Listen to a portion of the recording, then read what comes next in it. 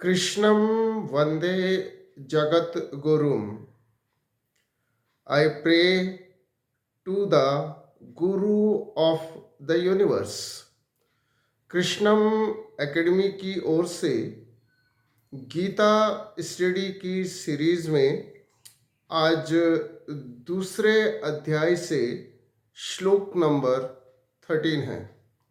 श्लोक है, देहिन अस्मिन् यथा देहे कौमारम यौवनम जरा तथा देहांतर प्राप्ति धीरः तत्र न मुहिते। जैसे देहधारी आत्मा इस शरीर में बाल्यावस्था से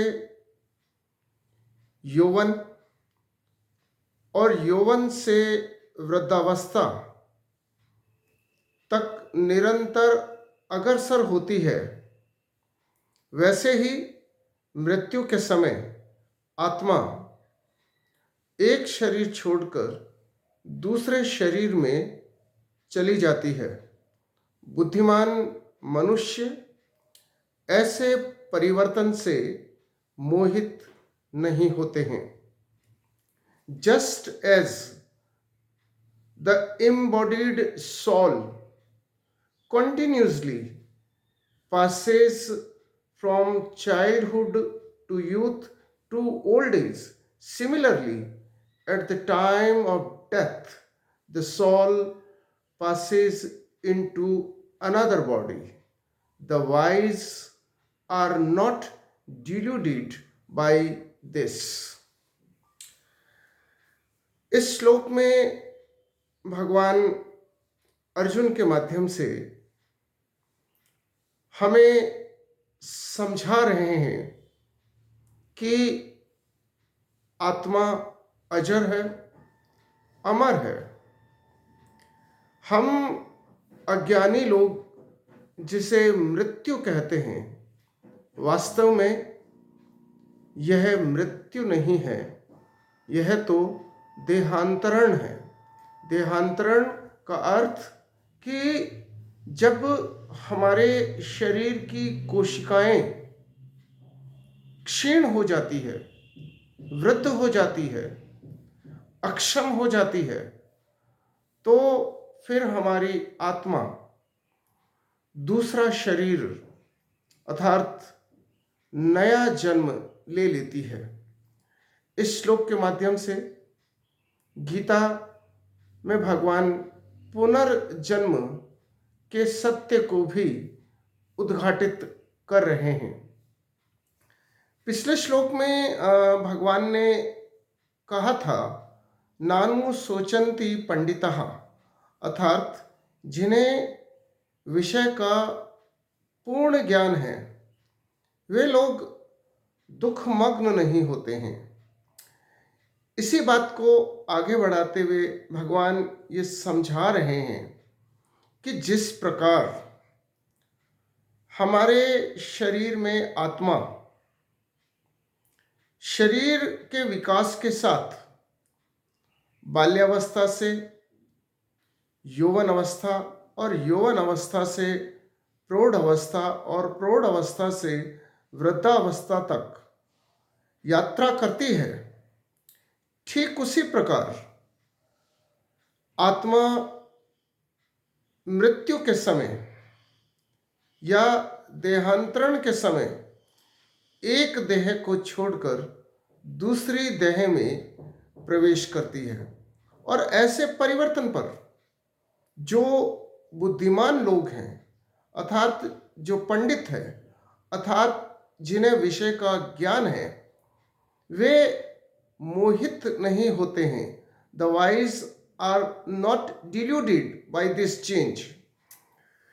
हम इस श्लोक के माध्यम से ये समझें और वैज्ञानिकता और प्रामाणिकता के साथ हम ये समझें कि जिस प्रकार शरीर की कोशिकाएं प्रतिक्षण क्षीण हो रही है और नई कोशिकाएं बन रही है, ठीक उसी प्रकार आत्मा क्षीण शरीर को छोड़कर नवीन शरीर में प्रवेश करती है। और फिर हमें, जैसा कि भगवान परामर्श दे रहे हैं, कि हमें इस प्रकार के परिवर्तन पर ना तो मोहित होना चाहिए और ना ही मातम मनाना चाहिए।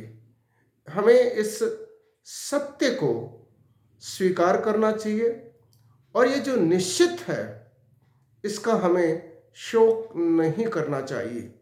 परंतु हम जानते हैं कि मानव एक भावनाशील प्राणी है और भावनाशील प्राणी होने के कारण मानव व्यक्तियों से, वस्तुओं से और स्थानों से मोहित हो जाता है और यही मोह उसके दुख का सबसे बड़ा कारण है। और प्रकारांतर से अगर हम समझें तो मोहन अर्थात भगवान श्री कृष्ण हमें स्पष्ट संदेश दे रहे हैं कि मोह न, यानी कि हम व्यक्तियों से, वस्तुओं से और स्थानों से मोह ना करें। यदि हमें मोह करना ही है तो हम केवल मोहन से मोह करें, अर्थात हम सुप्रीम की शरण में जाएं, स्वयं को सुप्रीम के प्रति समर्पित कर दें, क्योंकि ये जो जीवन है ये उसी का दिया हुआ है।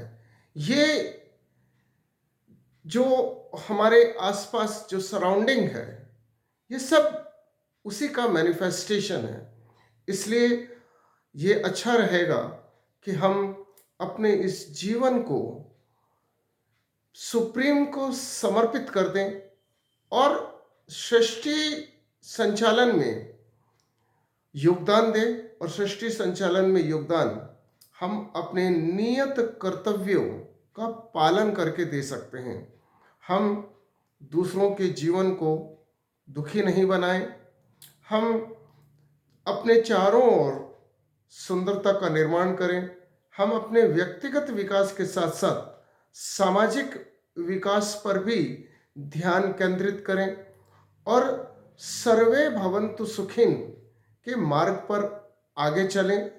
और साथ ही हम ये समझें कि हमारी मृत्यु नहीं होती है और हमारी यानी मेरी मृत्यु नहीं होती है, और मेरी से मतलब आत्मा से है।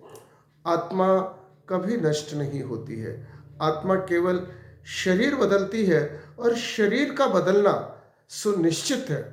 और भगवान फिर ये भी कहते हैं कि जो निश्चित है उसका शोक नहीं करना चाहिए। जय श्री कृष्ण।